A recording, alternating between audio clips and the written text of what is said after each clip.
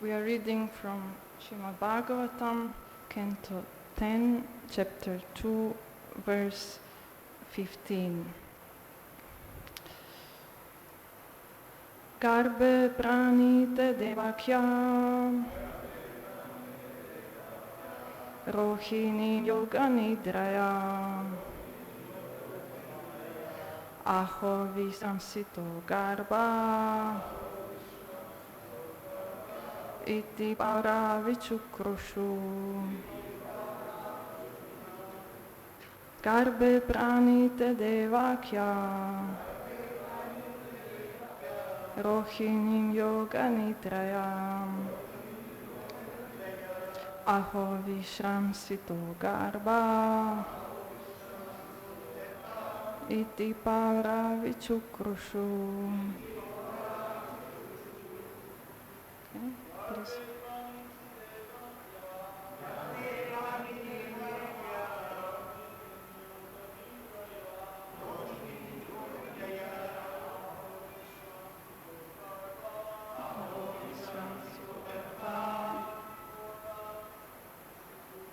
Iti para vichukrushu.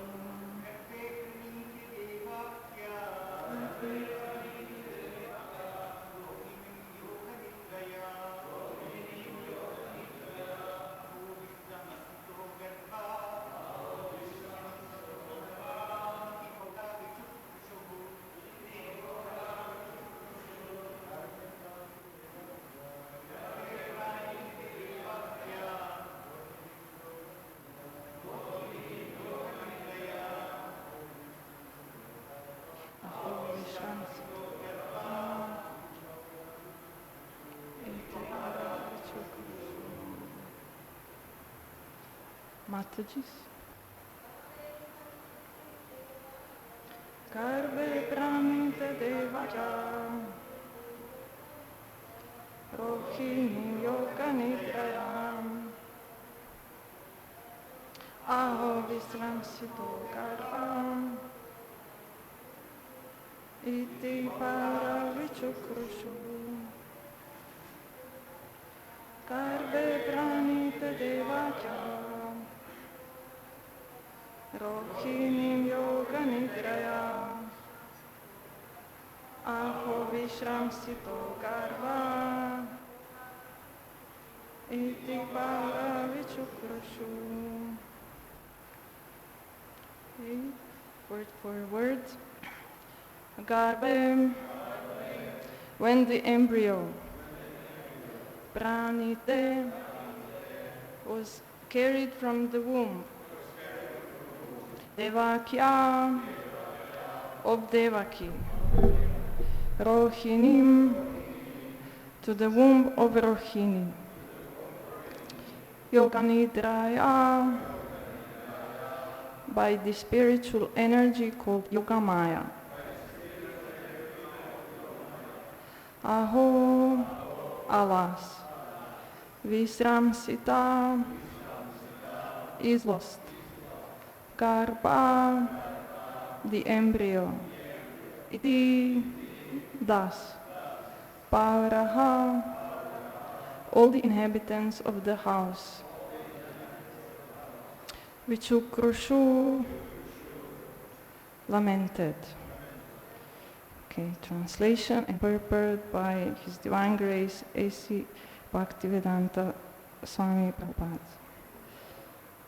When the child of Devaki was attracted and transferred into the womb of Rohini by Yogamaya, Devaki seemed to have a miscarriage. Thus all the inhabitants of the palace loudly lamented, "Alas, Devaki has lost her child." Purport.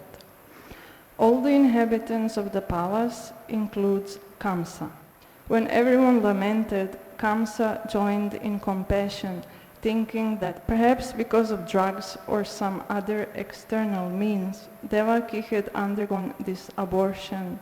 The real story of what happened after Yogamaya attracted the child of Devaki into the womb of Rohini in the 7th month of Rohini's pregnancy is described as follows in the Harivamsha.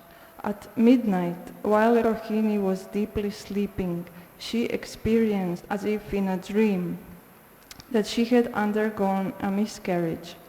After some time, when she awoke, she saw that this had indeed happened, and she was in great anxiety. But Yogamaya then informed her, "O auspicious lady, your child is now being replaced. I am attracting a child from the womb of Devaki, and therefore your child will be known as Sankarshan." The word Yoga Nidra is significant. When one is spiritually reconnected through self-realization, one regards his material life as having been like a dream. As stated in Bhagavad Gita, Yanisha sarva bhutanam tasyam jagarti samyami yasyam jagrati bhutani sanisha pashyato munihi. What is night for all beings is the time of awakening for the self-controlled, and the time of awakening for all beings is night for the introspective sage. The stage of self-realization is called Yoga Nidra. All material activities appear to be a dream when one is spiritually awakened. Thus, Yoga Nidra may be explained to be Yoga Maya. Om Jnana Timirandasya Jnananjana Shalakaya Chakshurunmilitam Yena Tasmai Shri Gurave Namaha. Mukam Karoti Vachalam Pangum Langayate Girim Yat Kripatamaham Bande Shri Gurum Dinataranam. Shri Chaitanya Manobishtam Stapitam Yena Bhutale Swayam Rupa Kadamayam Dadati Swapadantikam. Namam Vishnu Padaya Krishna Preshtaya Bhutale Srimate Bhaktivedanta Swamini Namine. Namaste Saraswate Deve Gaurani Pracharine Nirvishesha Shunyavadi Paschatya Deshaparine. Vanchakalpatarubhyascha kripa sindhubhya eva cha patitanam pavanebhyo vaishnavebhyo namo namaha. Namo Mahavadanyaya Krishna Prema Pradayate Krishnaya Krishna Chaitanya Namne Gora Tvishe Namaha. He Krishna Karuna Sindhu Dina Bandhu Jagatpate Gopesha Gopika Kanta Radha Kanta Namostute. Tapta Kanchana Gorangi Radhe Vrindavaneshwari Vrishabhanusute Devi Pranamami Haripriye. Jai Shri Krishna Chaitanya Prabhu Nityananda Shri Advaita Gadadhara Shri Vasadi Gaura Bhaktavrin. Hare Krishna Krishna Krishna Hare Hare, Hare Rama Rama Rama Hare Hare. Hare Krishna. I appreciate this opportunity to speak in the presence of so many senior devotees. About this summer, we have a very nice situation where we are expecting appearance of Lord Krishna, his festival Janmashtami, and at the same time we are reading these verses from Srimad Bhagavatam, which are describing Krishna's appearance. And this is a very nice opportunity for us to try to understand these pastimes. We may think that everybody knows about Krishna, and especially here in Dham, everybody is devotee. We are all worshipping Krishna. That is why we live here, and we are everywhere we go. We are reminded that Krishna is the Supreme Person and that we should worship him. and we have this beautiful temple being built just so that we can worship him with even more devotion. But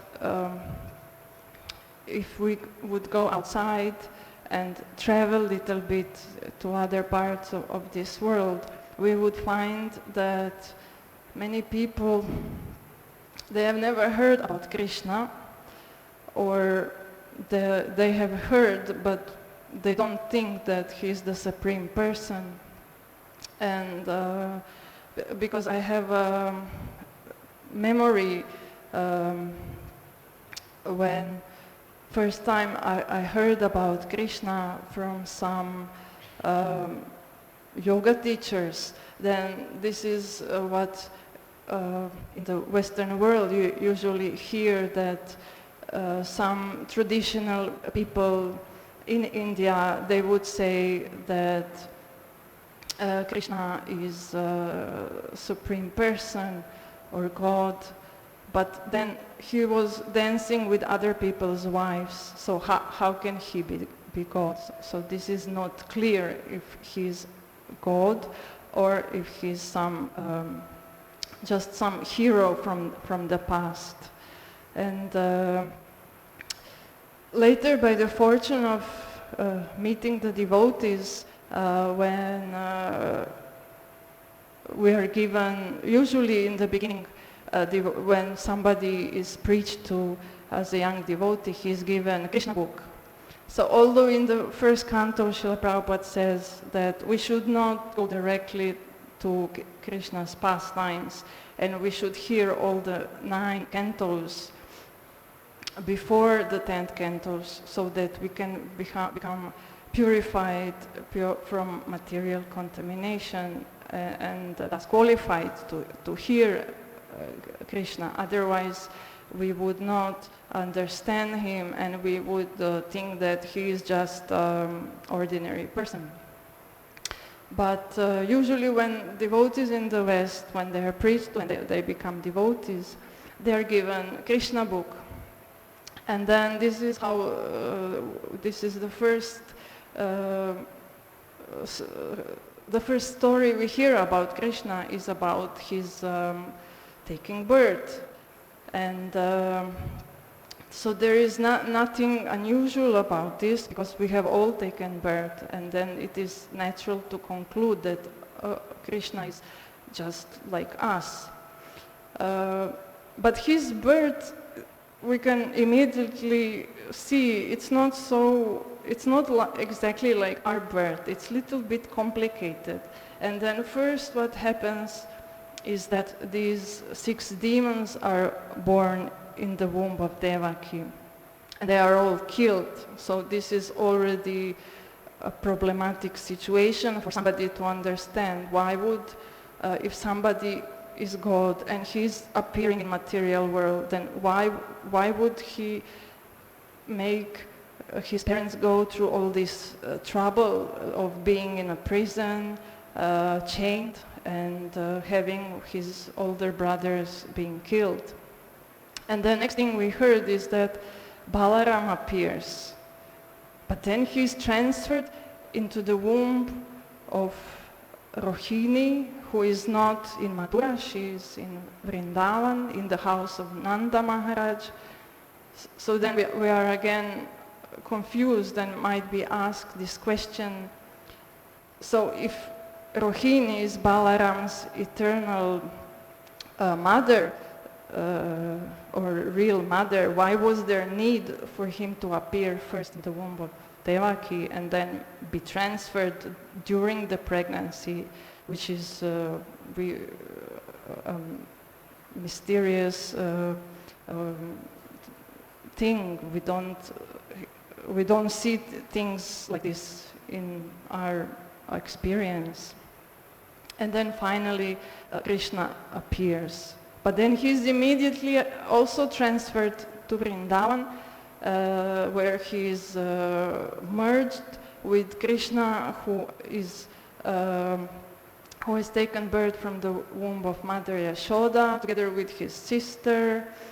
And his sister then is coming from Vrindavan to Mathura. So this is very strange for somebody who is a new devotee and who is just learning about chanting or about Krishna. This is already very unusual, hard to understand and hard to follow, because we are used to reading books where we identify with the hero and everything that happens to him is similar what we are used to in our lives. So we cannot, from the beginning, we can see Krishna is not somebody we identify with. He's a special person. And in the Vedic culture, Krishna is a big secret. It is not that everybody is understanding his position. And the Vedic system is arranged that the classified knowledge, the Vedas, they are only taught to brahmanas.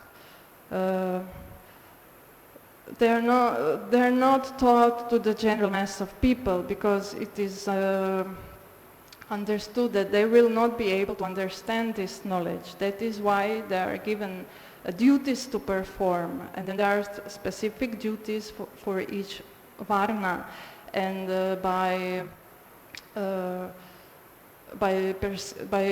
executing their duties, they would become purified and qualified, that in next birth they will be, or after many births, they would be given opportunity to learn Vedic knowledge. And this is the whole story of Srimad Bhagavatam. Starts when Parikshit Maharaj, he was cursed to die, so he renounced his kingdom and his material life to hear about Srimad Bhagavatam on the banks of Yamuna, and he was fortunate to meet Shukadev Goswami to transfer this knowledge to him. And in this assembly, there were not mass of people. There were only sages, and these sages, as I understand, were mostly renunciates, because they were eligible to hear. And also on the second occasion, when Srimad Bhagavatam was spoken in the forest of Naimisharanya, again it was assembly of sages, and these sages were hearing from Sutta Goswami. So again, this was not revealed to the general mass of people, and it is tradition that one hears spiritual knowledge from his guru, and only the upper varnas are advised, recommended to have a guru, like Shudras and Kshatriyas and Brahmanas. They are allowed to have a spiritual master or guru. Shudras, they were not, it was not required of them, and they were just servants, so through serving upper classes, they were getting purified. And then the spiritual master, he would look at his disciple, and then he would adjust, he would monitor him, so to say, and then he would adjust how much he can understand. That much Guru Maharaj would reveal to him, and according to his level of advancement, he would be given instructions. And if somebody is full of material desires and cannot give them up, if he's very much attached, then he will not be able to understand spiritual knowledge, and he will not be able to understand Krishna. And that is why we hear that Yoga Maya, she is Lord Krishna's potency that is covering living entities. And here we hear that in this world, because they appear together, Yoga Maya and Krishna, then there are two divisions of worshippers of Shakti, of Goddess Durga, and worshippers of Krishna, who are after spiritual salvation. While worshippers of material energy, they are after material wealth and commodities. And actually, most of people, when we look how they live their lives, they are bewildered by this material energy, and we would say that they are after sense gratification. This means that their worship is of the Lord's energy, and they don't so much, they don't care about the Supreme, or they don't care about learning who is the Supreme, or what is his name, what are his activities. They just have desires, they need to be fulfilled, and then they perform karma to fulfill those desires. But this is exactly in Bhagavad Gita the situation where, of course, it was the Leela of the Lord, so that Bhagavad Gita was to be spoken. This is exactly the situation where Arjuna, he was lamenting that as if covered by Maya, because he could not see what is the use of fighting. His reasoning was one of somebody who is a karma kandi, because his reasoning was, what is the use, because I will not enjoy the results. I will not enjoy my relatives and my teachers being killed. So even if I win the kingdom and become emperor, I will not find any pleasure in this. So why would I engage in this war? It doesn't make any sense. And then on his chariot, Krishna was there as his chariot driver, and then he was explaining him, no, you don't understand. Don't be covered by Maya. You have to see that it is not the reason for you to fight is not that you would enjoy the results of your work. You give up those results. You become a devotee, and as a devotee you become engaged in devotional service. And that is how you work, because you are kshatriya, and then this is your duty. So don't be bewildered by Maya. This was explained through all the first six chapters in Bhagavad Gita to get Arjuna out of these concepts of material life, material sense gratification, material enjoyment. And in the next 6 chapters, Bhakti Yoga is described. Krishna is telling Arjuna, this is the biggest secret that I am giving to you, and you will not be able to understand this secret by yourself. That is why I, in your heart, am destroying ignorance and giving you this knowledge. And then in the next 6 chapters, Jnana Yoga is also described, where it is explained how neither through karma, neither through work, and neither through mental speculation can we know Krishna, because these are ascending processes. This is something that we achieve with our own efforts, but Krishna cannot be known with our own efforts. He can only be known by devotional service. And that is why Krishna recommends to give up these processes.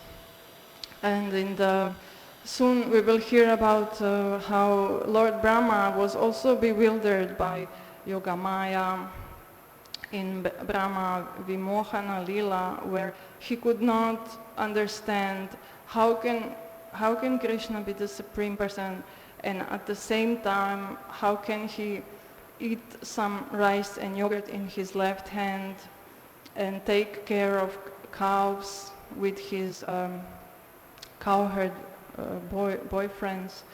So he was testing Krishna by stealing these cows and cowherd boys, but Krishna again miraculously he expanded himself into all these forms and thus bewildered Lord Brahma.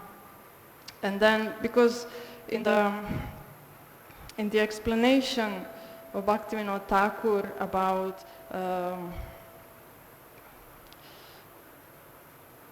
what are so in Krishna Lila different personalities represent different anarthas, and then Brahma is representing this anartha of mental speculation.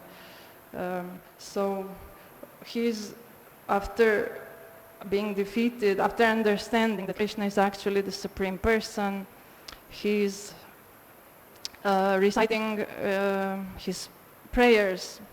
So in this prayer he says 10:14-29, Atapite deva padambuja dvaya prasada leshanu grihita evahi chanati tatvam bhagavan mahimno nachanya ekopi chiram vichinvan.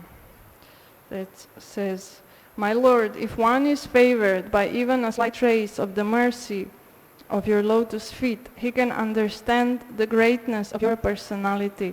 But those who speculate to understand the Supreme Personality of Godhead are unable to know you, even though they continue to study the Vedas for many years. So we are given this wonderful mission to tell people about Krishna, and also if they don't know about Krishna, or if they know, sometimes I found they just don't understand that he's the Supreme Person. Like once in Sankirtan,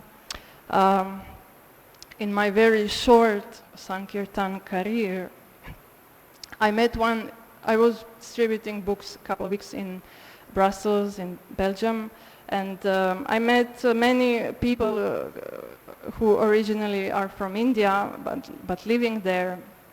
Then I met one lady who, she came to me and she was surprised. She said, what are these, I know these books, what are these books you are trying to distribute on the street? And then I showed her books, and I said, this is about Krishna, spirituality, spiritual knowledge. And then she said, of course, yes, I know about Krishna. I know about Bhagavad Gita. And she says, but actually I have a statue, or murti, she would say statue. I have inherited from my grandmother, she said. She gave me this statue of Krishna, but I just keep it as a decoration. And I have an altar, but on my altar I have demigods, but I never thought that this statue of Krishna I would keep on my altar. And I was very much surprised, because how come I was able to get this knowledge, not coming from Indian background, and how come she was given by her grandmother Krishna Murti, and she could not appreciate it. Or another occasion also, I was chastised actually. Some Prabhu from India he saw me with distributing books, and then he immediately started to chastise me, saying, "What is this? You're giving Bhagavad Gitas in the street and all these books. This is our knowledge, our tradition from India, but we are not. This is Europe. So why would you sell these books here? We come here from India, but we should respect this tradition here. These people, they have another religion, another tradition. So this is not what you should be doing." He was very angry. And also another woman I met who was surprised that I am distributing books, and she said, No, what is this, selling books on the street? We don't do this. If we are born in India, then we accept that this is our tradition, and we learn these things. But not that we go outside and we try to preach or convert. We are respectful to different traditions. So this is our tradition, and we keep it. Actually, she said she was Buddhist, I think, or something like that. But anyway, she was speaking from the perspective how it is not tradition to preach this Vedic knowledge, and we see actually it is not. Tradition is that this is a secret knowledge. It is only meant for persons who are qualified. It doesn't make any sense that if somebody is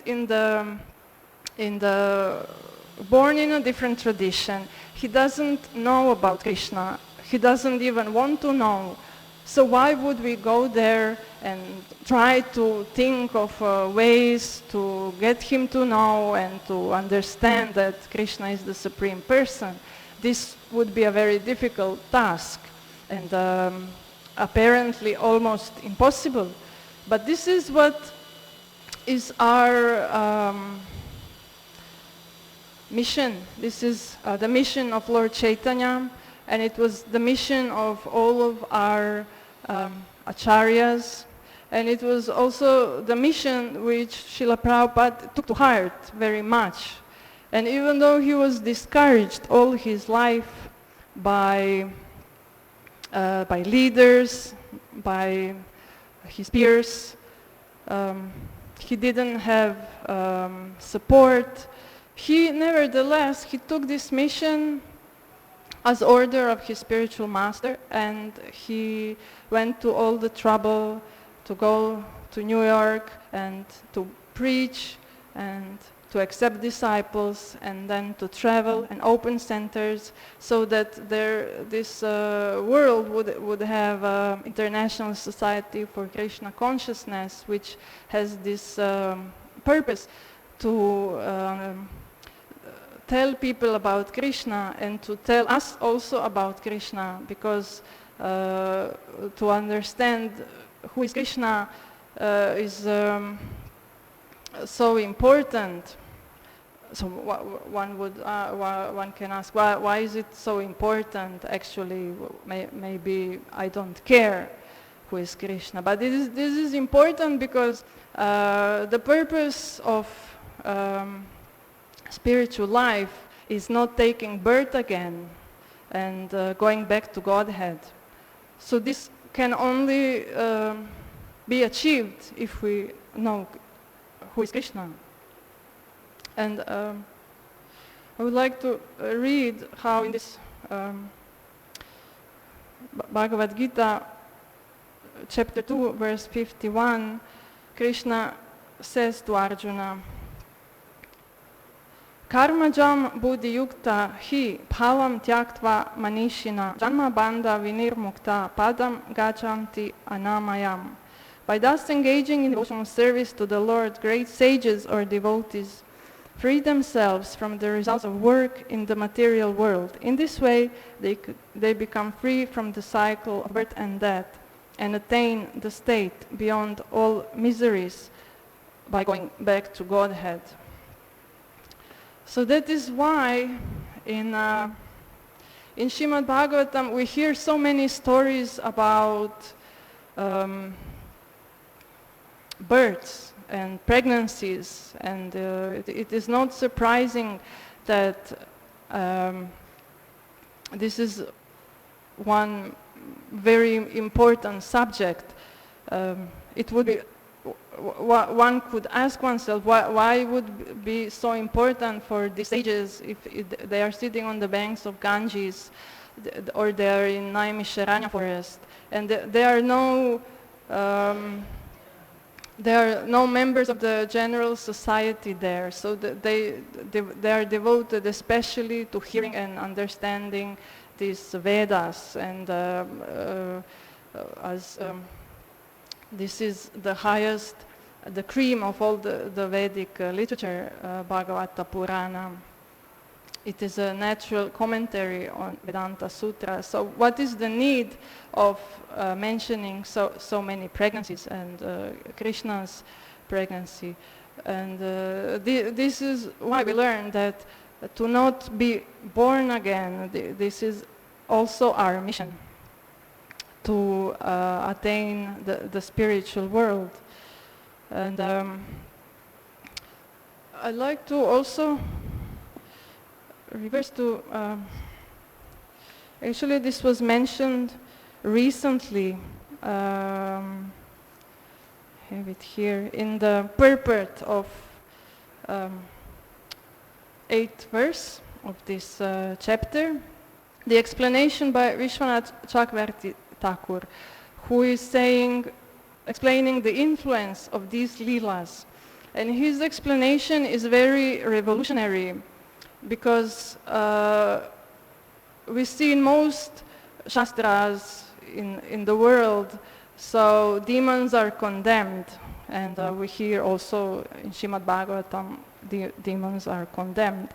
But here he says that these personalities we hear about in these examples of the story of Krishna's birth, they are representing categories. Like, for example, Marichi is incarnation of the mind, so he is born from Lord Brahma. And then these 6 older brothers of Krishna, or sons of Devaki, they are Kama, Krodha, Lobha, Moha, Mada, and Matsarya. Lust, anger, greed, illusion, madness, and envy. So he goes further to say that Devaki symbolically represents bhakti, so it is in her womb that Krishna appears. And Kamsa symbolically represents material fear, or fear of material bondage. So we hear this story with it's not obvious to us. This is explanation. We would never think about connecting this story with such symbolic concepts. But by understanding, by hearing, we can also understand that how Krishna will appear in our heart, what needs to happen for Krishna to appear in our heart. So before he appears, then all these unwanted anarthas needs to be removed. Kama, Krodha, Lobha, Moha, Mada, and Matsarya. All these, our heart needs to be cleared from all these anarthas. And then, before Krishna appears, Balaram appears. And why was there a need for Balaram to appear before Krishna? So the need was there because Krishna, he never appears alone. He appears with his plenary expansions, and he also appears in transcendental Dham. And the need was for Balaram to leave a throne or a bed for Krishna. He can only, so that he can appear. He can only appear if there is a place for him, and this place is a transcendental Dham. And that is why Balaram first appeared in the womb of Devaki, and then he was transferred to the womb of Rohini. This is quote. I have quote from this purport. When a pure devotee always fears material association, his real position of bhakti is manifested, and he naturally becomes uninterested in material enjoyment. So this is again what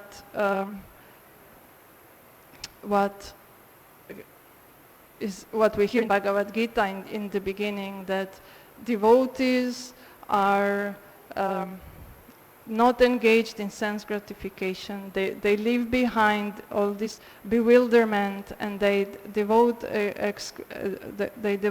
their lives exclusively to worship of Krishna and to hearing about Krishna, because anyway, they understand that it's not by their own efforts that they appear, but they need to invite Krishna into their hearts, and then they will be able to achieve this result of going back to Godhead. Also, it's interesting how in this Leela, Balaram appears, but then he disappears, and this is compared to many occasions when the devotee goes through progress or spiritual advancement, and then it seems that Krishna appeared, but then he immediately disappears. And this is what happened many times in Bhagavatam. For example, when Narada Muni, he was meditating on the Lord, and then Krishna appeared, and then he told him, "You will not see me. I will soon disappear, and then you will not see me again in this lifetime." And because of this experience of seeing Krishna and then losing Krishna, Narada Muni was so eager to look for him and to hanker for Krishna. And also we hear in Rasa Lila that the gopis, they lost, Krishna was lost, and then he appeared, he seemed to appear, and then he disappeared again. And by this appearing and disappearing, the hankering for Krishna was intensified. And also we know in the example of Goswamis in Vrindavan, they were in this mood of, they were not saying, "I know Krishna, I understand him," but they were saying, "Where is Krishna? I am looking for him, but I cannot find him. Is he behind this tree, or is he in Yamuna, or is he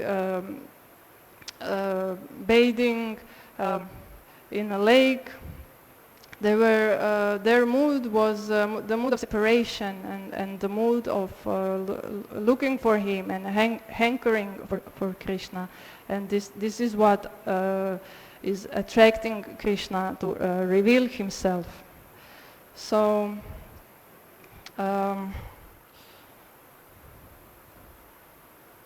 these symbolical representations explained by Vishwanath Chakravarti Thakur were then later developed by Bhaktivinoda Thakur in his works Krishna Samhita and Chaitanya Shikshamrita, where he goes further to explain that every demon represents one of the anarthas. And then there is also the explanation that what is the so we go through all this clearing of anarthas, but before the last anartha is removed, they're removed from being gross anarthas to being more subtle anarthas. And to answer the question, what is the most subtle anartha that gets removed last? He gives explanation that this last anartha is false identification, because as long as we tend to have false identifications, we will not be able to achieve spiritual realization, or Krishna will not reveal himself to us. And so these gross materialists, they have many identifications, and they say, I'm a mother, I'm a father, I'm a rich person, I'm a businessman, I'm a grandparent, I own a house, I own a car, I have so many things. And they are attached to their possessions and their identifications. But once a devotee tries to make spiritual progress, then he may give up those gross identifications, but he may still keep some more subtle identifications, like he would think, I'm such a great devotee, or I'm actually a saint.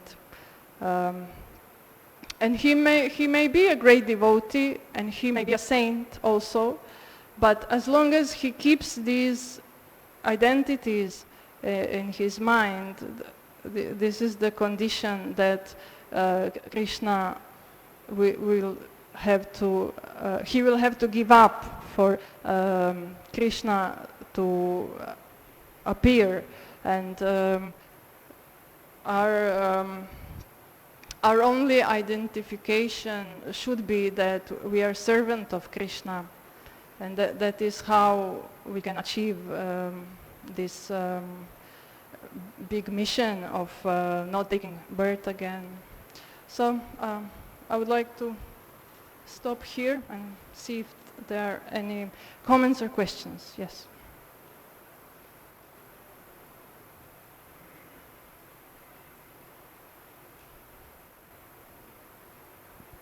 Thank you for class, and thank you for your Sankirtan, brief Sankirtan experiences, which you should expand upon.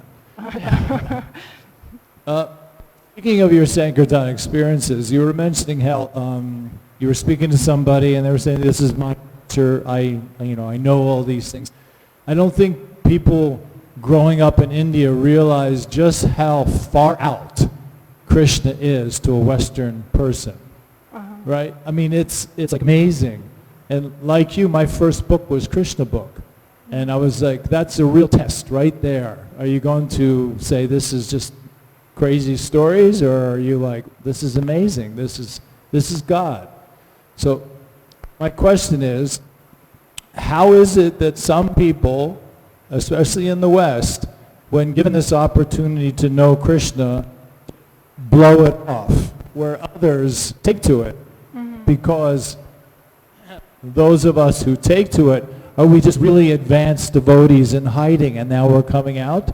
How is it that some, like the ones everyone's sitting here, can take the Krishna consciousness, can accept Krishna as God, where the majority of people say, this is just fairy tales, this is stories? Okay, thank you for your question. I would say, I would say for anything about in relation to Krishna or to devotional service or the process of becoming a devotee, that it's very mystical. And there are no recipes and no formulas. And we can see when Srila Prabhupada, he was traveling all over the world, but he did not distinguish who to preach. He would preach to anybody. He would preach to leaders, but he would also preach to people who are ordinary people. And as I understand, actually he was surprised that when he went to America, USA, that he would expect that this knowledge would be received by noble people, upper levels of society, people who are established or somehow they have good karma. But this is not what happened. He was actually mostly, his disciples were hippies, were coming from this hippie background, and they were young people, they were in their early 20s, and it was because they rejected material society, and they were looking for alternatives. So I think this is the best situation for most people, that there must be some frustration of material happiness, because they had everything, they had good opportunities, but they just were not interested, they didn't want even to work, as I understand. Most of them, they were not even working, they were just hanging in parks. So, and then when this opportunity was presented to them, then they picked it up because they were able to appreciate it. And today we don't have hippie movement, at least not like in the 60s, but most people who become serious devotees, we can notice that they have already gone through this frustration of material happiness. They say, I have everything, or I can have everything, but this is not what I want something else. And then this is such a great fortune for us. Great fortune, I mean incredible fortune, because this knowledge is a secret, and we can see even Bhakti Siddhanta Saraswati, he was telling his disciples, you preach, you go to West, you expand this knowledge, this is our mission, we are movement of Lord Chaitanya, we are not just meant to be one of the sects in India, we are meant to overflood with the whole world with Krishna Prema. So because of this tradition, that it is a big secret meant only for qualified people, that there was some hesitancy, and we are greatly fortunate that there are preachers in this world that can introduce Krishna consciousness to people like us. Okay. Anything else? Okay.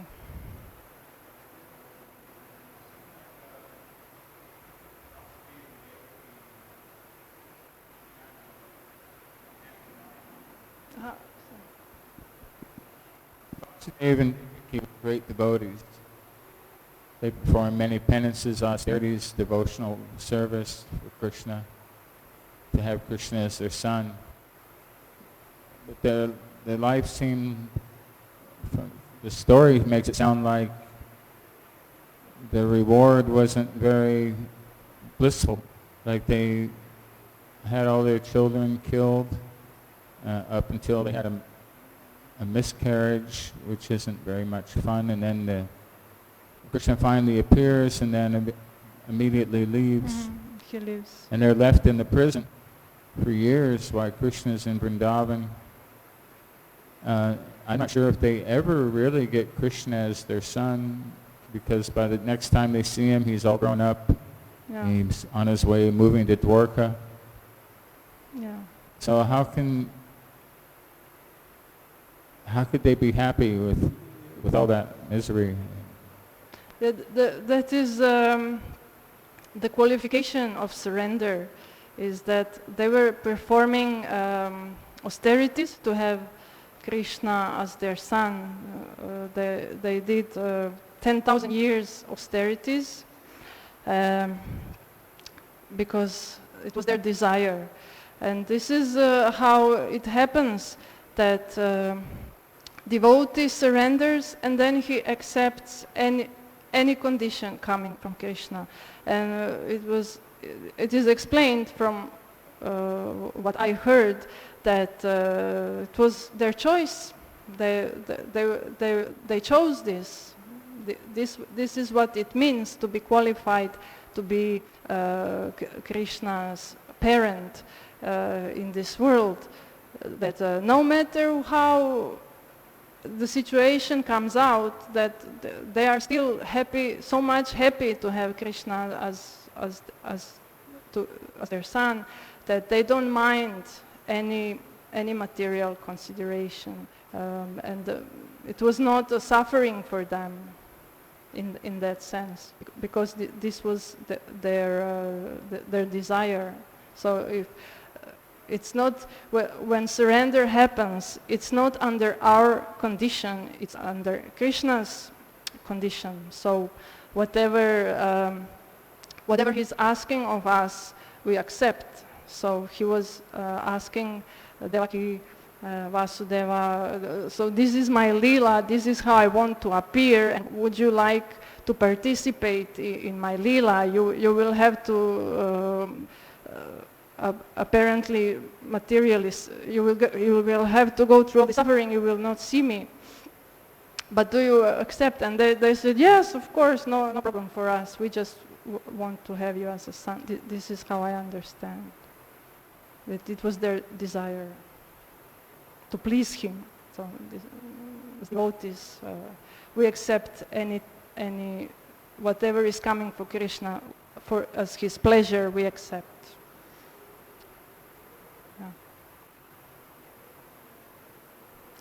Okay. Grantaraj Srimad Bhagavatam ki jai. Srila Prabhupada ki jai.